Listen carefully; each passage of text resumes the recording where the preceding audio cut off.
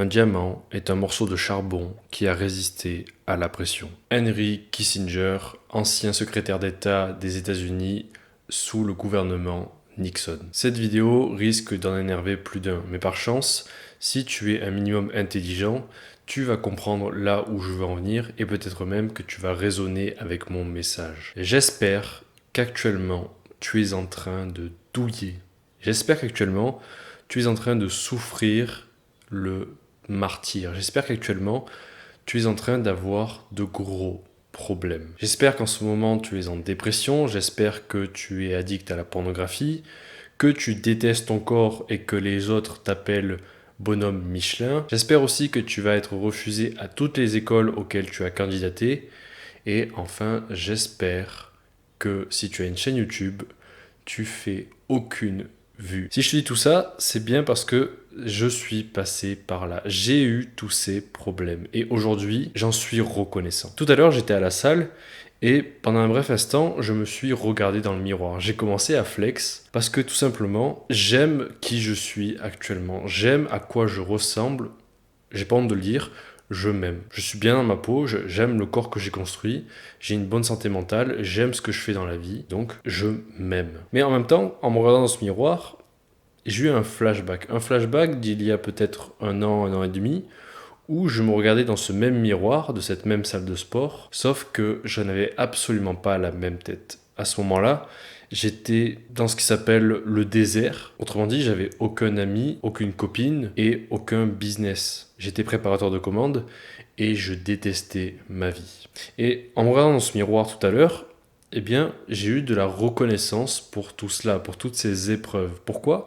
Parce que s'il n'y avait pas eu toutes ces épreuves, tous ces problèmes, cette dépression, je ne serais pas qui je suis actuellement. C'est bien parce que j'ai été en dépression fin décembre 2021 que j'ai décidé de tout recommencer à zéro. C'est bien parce que j'ai été addict à la pornographie pendant 12 ans que j'ai commencé cette chaîne YouTube, que j'ai créé le Discord et que j'aide des jeunes hommes à vaincre leurs addictions. C'est bien parce que j'ai traversé un désert sexuel de plus de 20 mois qu'aujourd'hui j'ai glow up. Alors oui, 7 sur 10, 8 sur 10, on s'en fout de la note. Ce qui compte, c'est qu'aujourd'hui, si là où j'en suis actuellement, c'est parce que j'ai traversé toutes ces épreuves, que j'ai traversé tous ces déserts, que j'ai souffert. Et c'est pour cela que je te souhaite vraiment, et je pense que tu le mérites, je te souhaite de souffrir. Je te le souhaite parce que, comme disait Kissinger, un diamant n'est qu'un morceau de charbon qui a résisté à la pression. Il faut bien que tu comprennes une chose, et c'est un truc que je répète dans beaucoup de vidéos, mais tant que tu n'auras pas admis ce principe dans ta vie, je le répéterai encore et encore. Ce principe, c'est que tes problèmes ne sont pas des problèmes. Tes problèmes sont des opportunités, ce sont des indications d'où tu dois aller, de ce que tu dois faire. Si tu ne sais pas actuellement quoi faire de ta vie, si tu dis « Ah, je suis pauvre, mes parents me détestent parce que j'ai arrêté mes études, j'ai aucun succès avec les filles, je déteste mon corps », c'est là que c'est le plus facile, parce que tu sais déjà exactement quoi faire. Mets-toi au sport, approche des femmes, commence un business. Tous tes problèmes actuellement, enfin en tout cas un gros pourcentage de tes problèmes, sont des opportunités, sont des indications de ce que tu dois faire. Et sache une chose, personne n'a pas de trauma. Parce que je vois beaucoup aujourd'hui, on parle beaucoup des traumas. Et je pense que c'est une bonne chose. Je pense que parler des traumas, c'est une bonne chose. Surtout essayer de les résoudre. Parce que ça, c'est un gros problème que notre génération précédente n'a pas réglé, c'est d'affronter les traumas, de parler des traumas. Mais aujourd'hui, on parle des traumas comme si c'était une mauvaise chose qui nous était arrivée. Mais les traumas, ça fait partie de l'existence humaine. Tout le monde a des traumas. Tout le monde a vécu, quand il était jeune, une expérience traumatisante. Et si tu ne l'as pas encore vécu, ça va arriver. Nous sommes le fruit, l'héritage d'un faible pourcentage de l'humanité. Il y a un gros pourcentage qui n'a pas survécu à travers les milliers d'années. Et si on est le fruit du peu d'êtres humains qui a survécu, et qui a su se reproduire, c'est que ces êtres humains-là ont affronté des choses difficiles. Et c'est ça qui les a endurcis. Ils ont fait des choses difficile. Probablement qu'il y a des gens dans ton arbre familial, ton arbre généalogique, probablement qu'il y a des gens qui ont tué d'autres gens, probablement qu'il y a des meurtriers, des violeurs, des pilleurs. Ou à l'inverse, peut-être qu'aussi, il y a dans ton arbre généalogique des femmes qui se sont faites violer. La dernière fois, j'ai eu cette pensée-là et ça m'a presque traumatisé.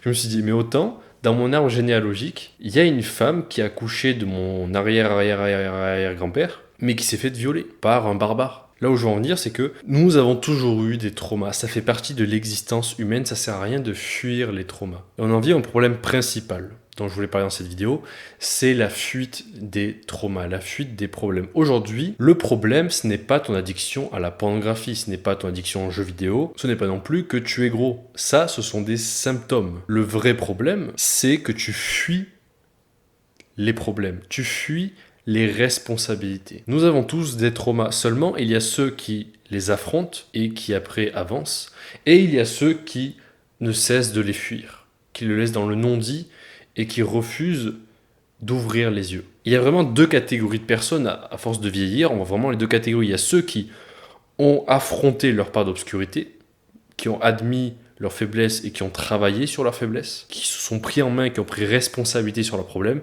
Et il y a ceux qui sont tout autant traumatisés que les autres, mais qui vont passer leur temps sur les jeux vidéo, sur les réseaux sociaux, sur la pornographie, sur le sucre, juste pour oublier, parce que c'est trop désagréable. Et peut-être que dans certaines situations, un petit peu de situations à risque, hors de leur zone de confort, ils vont découvrir à nouveau qu'ils ont des faiblesses qu'ils n'ont pas traitées.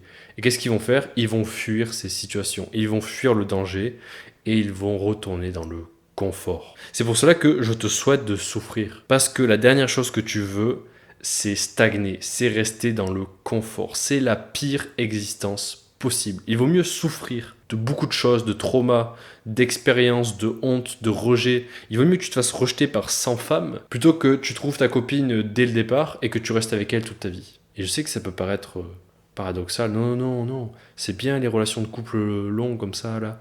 Non, aller voir plein de filles, c'est pas bien. Moi, c'est un de mes plus gros regrets, c'est d'avoir été dans une relation longue dès le départ. Alors oui, j'ai eu beaucoup d'expériences et beaucoup de traumas, mais aussi, du coup, j'ai pas pu affronter le regard des gens, j'ai pas pu affronter le jugement, j'ai pas pu affronter les moqueries des filles que j'aurais tenté d'approcher. Parce que je les ai pas approchées, parce que j'étais en couple. Donc tu vois, aujourd'hui, mes regrets, c'est d'avoir pas eu assez de traumas, pas avoir eu assez de rejets, pas avoir fait assez d'expérience. Et je sais à quel point ça peut être difficile d'entendre que tes problèmes sont des opportunités, que tu as de la chance, que tu vas grandir, parce que là maintenant tu es dans le brouillard, tu es dans la pire situation possible, tu es au point le plus bas. Mais sache une chose, c'est vraiment l'étape nécessaire et inévitable pour toute progression. Prends par exemple les films Star Wars.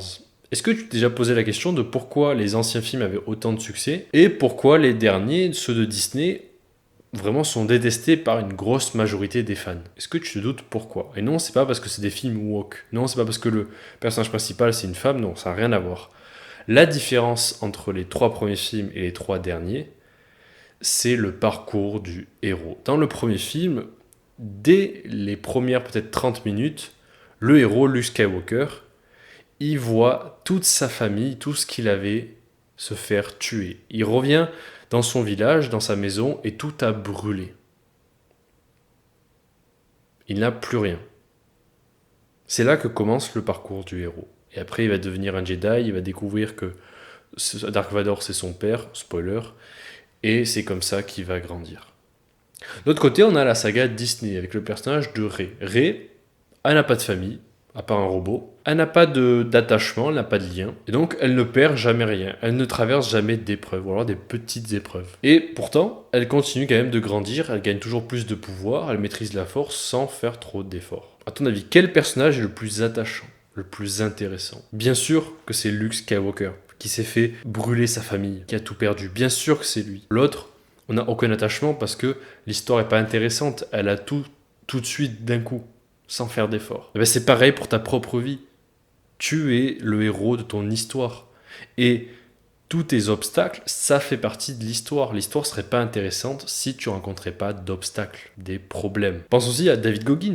David Goggins, c'est l'illustration parfaite. Si David Goggins n'avait pas autant souffert, c'est très limite parce que David Goggins, il a vu sa mère se faire traîner par les cheveux, descendre des escaliers et se faire tabasser. Mais c'est ce qui fait aujourd'hui sa force, c'est ce qui fait sa résilience, c'est ce qui fait qu'il est un modèle d'inspiration pour beaucoup de gens. C'est ce qui fait tous ses accomplissements. C'est pas juste par la pure discipline, la pure volonté qu'il accomplit des choses extraordinaires.